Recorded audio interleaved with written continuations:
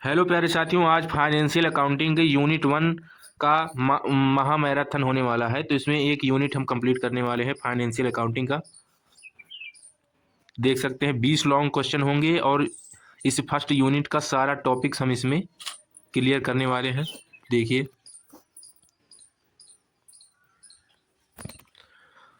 पहला क्वेश्चन हमारा है, लेखांकन अकाउंटिंग से क्या अभिप्राय है, इसके उद्देश्यों और कार्यों का वर्णन कीजिए। तो लेखांकन क्या है? लेखांकन वित्तीय लेन देन को व्यवस्थित रूप से रिकॉर्ड करने, वर्गीकृत करने और सारांश लिखने की एक कला है और विज्ञान है। इसका उद्देश्य देखेंगे, लाभ हानि की गणना, आर्थिक स्थिति यानी बैलेंस शीट का ज्ञान होना, कर यानी टैक्स से निर्धारण सहायता, ये होता है उद्देश्य। दूसरा क्वेश्चन देखेंगे, यूनिट 1 कंप्लीट कर देंगे और 20 क्वेश्चन के साथ। क्वेश्चन नंबर दूसरा क्या है, लेखांकन व्यापार की भाषा है, इस कथन की व्याख्या कीजिए। जैसे भाषा विचारों को साझा करती है, वैसे ही लेखांकन व्यापार की वित्तीय स्थिति की जानकारी निवेशकों और मालिकों और सरकार तक पहुंचाती है। ठीक है। पुस्तपालन क्या है? तीसरा क्वेश्चन देखेंगे, बुक कीपिंग जिसे कहते हैं पुस्तपालन। पुस्तपालन यानी बुक कीपिंग। और लेखांकन में अंतर स्पष्ट कीजिए। बुक कीपिंग में केवल जर्नल और लेजर तक का काम होता है, प्रारंभिक, जबकि लेखांकन में तलपट अंतिम खाते और विश्लेषण एडवांस शामिल हैं। दूसरा, अवधारणाएं क्या हैं? दूसरा पॉइंट, अकाउंटिंग कॉन्सेप्ट की अवधारणाएं। चौथा क्वेश्चन हमारा देखेंगे, व्यावसायिक इकाई अवधारणा, बिजनेस एंटिटी कॉन्सेप्ट क्या है, क्यों जरूरी है। ठीक है। इसके अनुसार मालिक और उसका व्यवसाय दो अलग अलग व्यक्ति हैं, इसलिए मालिक द्वारा लगाया गया पैसा पूंजी लायबिलिटी माना जाता है। ठीक है। मुद्रा, पांचवा क्वेश्चन है, मुद्रा मापन अवधारणा, मनी मेजरमेंट कॉन्सेप्ट की व्याख्या करें, इसकी सीमा क्या है। ठीक है। केवल उन्हीं लेन देनों को लिखा जाता है जिन्हें रुपयों या पैसों में मापा जा सके। सीमा यह है कि यह कर्मचारी की मेहनत या ईमानदारी जैसे महत्वपूर्ण चीजों को नहीं मापती, नहीं लिखती। ठीक है। मुद्रा मापन अवधारणा। चालू व्यापार की अवधारणा क्या है, ये देखिए। सिर्फ मोस्ट इंपॉर्टेंट सारे टॉपिक में क्लियर करने वाला हूँ फर्स्ट यूनिट के फाइनेंशियल अकाउंटिंग के। 5 यूनिट होंगी, 5 की 5 क्लास आपको मिलेंगी। ये तो पहली क्लास है फर्स्ट यूनिट फाइनेंशियल अकाउंटिंग की। क्वेश्चन नंबर 6, चालू व्यापार की अवधारणा, गोइंग कॉर्नर कॉन्सेप्ट को समझाइए। यह मानकर अकाउंटिंग की जाती है कि व्यवसाय भविष्य में कभी बंद नहीं होगा और निरंतर चलता रहेगा। इसी आधार पर संपत्ति और डेप्रिसिएशन लगाया जाता है। ठीक है। द्विपक्षीय अवधारणा, डबल एक्सेप्ट कॉन्सेप्ट क्या है? लेखांकन समीकरण, अकाउंटिंग इक्वेशन लिखें। हर सौदे के दो पक्ष होते हैं, डेबिट और क्रेडिट। समीकरण क्या है? एसेट बराबर लायबिलिटी प्लस कैपिटल, ये याद रखिए। लेखांकन की परंपराएं, टॉपिक 3 आ गया हमारा। 8वां, रूढ़िवादिता की परंपरा क्या है? भविष्य के सभी लाभ की चिंता मत करो, लेकिन भविष्य की हानि के लिए पहले से प्रावधान करो, जैसे क्लोजिंग स्टॉक का कम मूल्य पर मूल्यांकन। पूर्ण प्रकटीकरण, पूर्ण प्रकटीकरण प्रक्रिया, कन्वर्टेशन ऑफ फुल डिस्क्लोजर का महत्व क्या है?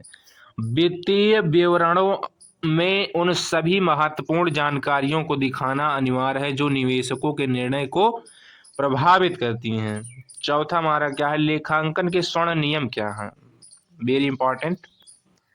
गोल्डन रूल अकाउंटिंग, व्यक्तिगत वास्तविक नाममात्र खातों के डेबिट क्रेडिट नियम गोल्डन रूल होते हैं। ठीक है। पहला क्या है? पर्सनल, पाने वालों को डेबिट, देने वाले को क्रेडिट। रियल, जो आय डेबिट, जो जाए क्रेडिट। नॉमिनल, खर्चे हानि को डेबिट, आय लाभ को क्रेडिट। ये हमारा गोल्डन रूल है। ठीक है।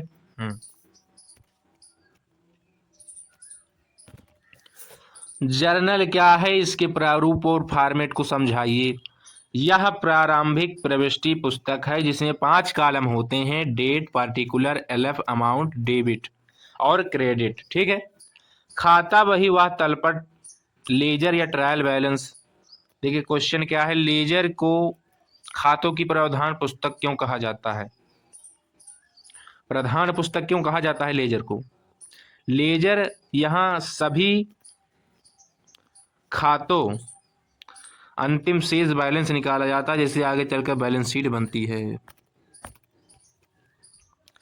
ट्रायल बैलेंस क्या है? यह जो है ट्रायल बैलेंस क्या है, अशुद्धियों और अंतिम प्रमाण क्या है? यह लेजर बैलेंस की सूची है। गणितीय शुद्धता को तो बताता है, लेकिन कुछ गलतियां जैसे भूल की अशुद्धि इसके मिलने में बाद भी रह सकती है। लेखांकन मानक क्या है? Accounting standard. लेखांकन मानकों यानी एएस की आवश्यकता महत्वपूर्ण समझाइए। 14 क्वेश्चन। ये नियम पूरे देश की अकाउंटिंग में एक रूपता, यूनिफॉर्मिटी पर पारदर्शिता लाते हैं।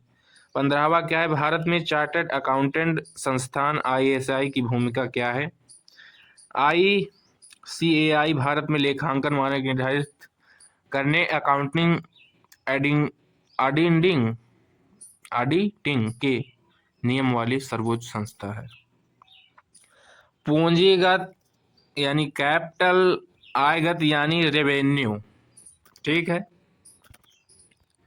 पूंजीगत कैपिटल, आयगत रेवेन्यू क्या है बच्चों? समझिए, अंतर स्पष्ट करना है। पूंजीगत व्यय लंबे समय के लिए होता है, जैसे मशीन खरीदना। आयगत व्यय रोजमर्रा के काम के लिए होता है, वेतन देना। आस्थगित आयगत व्यय डिफरेंट रेवेन्यू एक्सपेंडिचर क्या है? वह भारी खर्च जिसका लाभ कई सालों तक मिले, जैसे विज्ञापन पर किया गया बहुत बड़ा खर्च। ठीक है। लेखांकन की प्रणालियां, सिस्टम।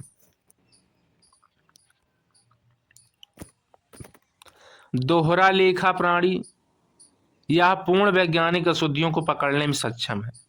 उपार्जन आधार और नकद आधार में क्या अंतर है?